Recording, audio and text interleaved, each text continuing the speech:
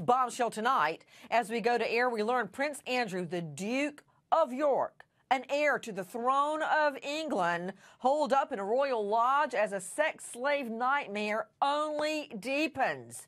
The Duke of York, Prince Andrew, flying back to Britain from the Alps, where he's been holed up in a luxury hideaway, is facing claims he is embroiled in a sex slave scandal with an underage girl. The royals issue not 1, 2, 3, but 4 denials of any involvement. Straight out to Neil Sean, Royal Watcher, joining us out of London. Okay, they've done a lot, but this is something I never saw coming, Neil. Prince Andrew involved in an underage sex scandal. I mean, Neil, let me think about this a moment. He could have practically any woman in the world he wants, practically. So why would he get involved in an underage sex scandal? Why would he try to force a young underage girl to be a sex slave?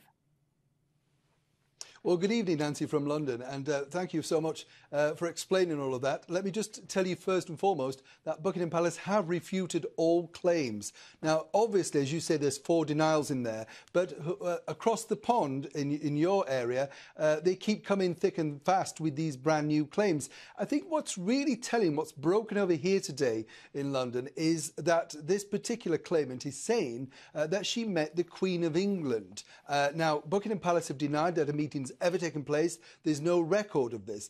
I think a lot hinges on the fact if there is some proof and she wants to make this claim stick, then obviously she needs to come forward with some kind of evidence that in fact she did meet Her Majesty the Queen.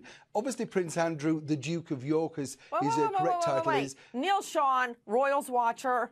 No offense, but I'm not concerned about her claim that she once met the Queen. Okay? Don't care. What I care about is the allegation that Prince Andrew, an heir to the throne, had forced sex with a minor. Now, whether it was forced sex or not forced sex, also, Neil Sean, is irrelevant.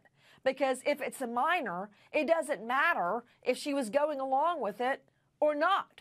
What matters is, did Prince Andrew, have sex with a minor?